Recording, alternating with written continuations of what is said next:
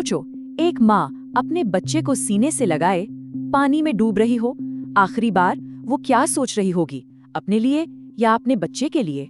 लेकिन रुकिए, ये सिर्फ एक हादसा नहीं है।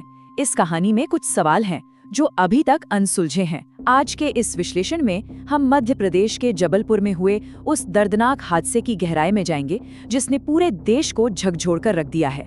हम इस पूरे मामले को समझेंगे और देखेंगे कि कैसे इंसानियत के सामने सिस्टम की लापरवाही आ खड़ी हुई। इस हादसे में कई लोगों की जान चली गई। कहा जाता है एक माँ अपने छोटे बच्चे को सीने से लगाई रही आखिरी सांस तक। सोचो उस वक्त उसने क्या महसूस किया होगा, डर या बस एक कोशिश अपने बच्चे को बचाने की। यही होता है माँ का प्यार जो आखिरी सांस तक साथ नहीं छोड़ता। मध्य प्रदेश के जबलपुर में बरगी डैम। एक आम दिन, लोग बस अपने परिवार के साथ घूमने आए थे। हंसी, फोटो, मस्ती, सब कुछ बिल्कुल नॉर्मल चल रहा था। शाम के 5 बजे तक सब कुछ सही था, लेकिन अचानक मौसम बदला। 74 किलोमीटर प्रति घंटे की रफ्तार से तेज हवा आई, ऊंची लहरें उठने लगी और फिर कुछ ऐसा हुआ जिसने सब बदल दिया। क्रूज बोट पानी में बेकाबू हो गई और किनारे से महज 300 मीटर की दूरी पर पलट गई और कुछ ही पलों में सब कुछ खत्म। चीखें, अफरा तफरी, लोग बस किसी तरह बचने की कोशिश कर रहे थे, लेकिन हर कोई वापस नहीं आ पाया। एसडीआरएफ के रेस्क्यू ऑपरेशन के बाद 28 लोगों को तो बचा लिया गया, लेकिन 9 लोगों की बॉडी मिली। और फिर सोशल मीडिया पर एक फोटो वायरल हुई, एक माँ बच्चे को गले लगाए।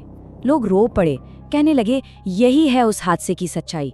लेकिन सच्चाई कुछ और निकली। प्रशासन ने साफ कहा ये फोटो इस हादसे की नहीं है। तो सवाल ये है, अगर ये तस्वीर झूठी थी तो असली सच्चाई क्या है? अब यहाँ से इस पूरी कहानी का रुख मुड़ जाता है।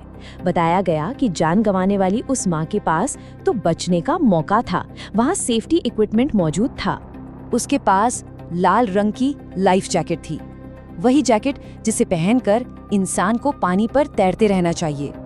फिर भी वो और उसका बच्चा पानी में कैसे समा गए? क्या जैकेट खराब थी या इसके पीछे कोई और वजह थी? चलिए इसके पीछे की साइंस को समझते हैं।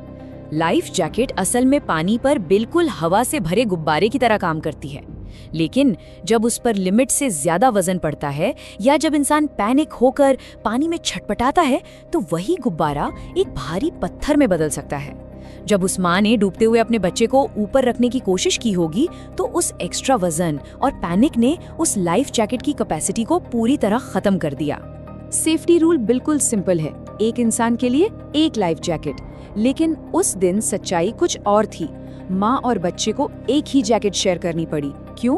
क्योंकि वहाँ छोटे बच्चों के लिए अलग से लाइफ जैकेट्स थी ही नहीं।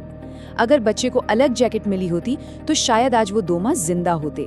ये कोई टेक्निकल फॉल्ट नहीं था, ये पूरी तरह से एक इंसानी लापरवाही थी।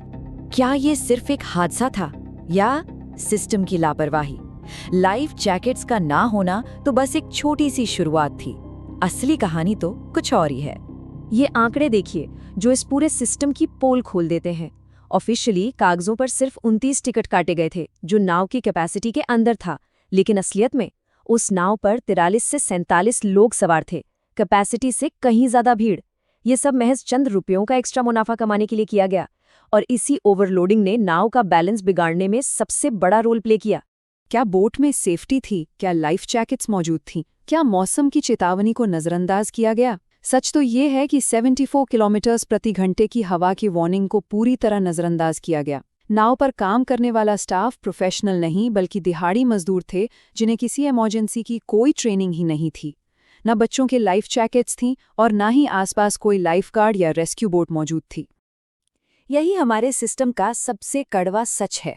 सेफ्टी के नियम सिर्फ दिखावे के लिए कागजों पर, फाइलों में बंद रह जाते हैं। जब भी कोई बड़ी घटना होती है, कमेटियां बैठती हैं, जांच की बात होती है, लेकिन जो जान जाती है ना, वो सिर्फ आंकड़े नहीं होते, वो किसी के माता पिता, किसी के बच्चे होते हैं। क्योंकि जब भी कोई बड़ी घटना होती है, सवाल उठते हैं, और इस बार भी सवाल बहुत हैं, लेकिन जवाब अब तक नहीं। हमें ये सवाल पूछने होंगे। सबसे पहला और सीधा सवाल ये उठता है कि जब मौसम विभाग की चेतावनी थी, हवा की रफ्तार इतनी डरावनी थी, तो इतने बड़े रिस्क के बीच उन लोगों को पानी में उतारने की परमिशन आखिर दी किसने? वो कौन अधिकारी था जिसने इस मौत के सफर को हरी झंडी दिखाई? या कुछ ऐसा हुआ जो हमें बताया नहीं जा रहा? इस पूरी घटना का सच बस इतना सा है कि एक माँ ने अपना धर्म निभाया। उसने अपनी जान की परवाह किए बिना अपने बच्चे को बचाने की आखिरी दम तक कोशिश की, लेकिन प्रशासन और सुरक्षा की जिम्मेदारी निभाने वाला हमारा सिस्टम वो पूरी तरह फेल हो गया। एक माँ अपने बच्चे के साथ हमेशा के लिए चली गई, लेकिन पीछे छोड़ गई कुछ ऐसे सवाल जो शायद हम सबको सोचने पर मजबूर करेंगे। तो आप लोग बताइए, ये क्या था? एक हादसा, लापरवाही या कुछ और?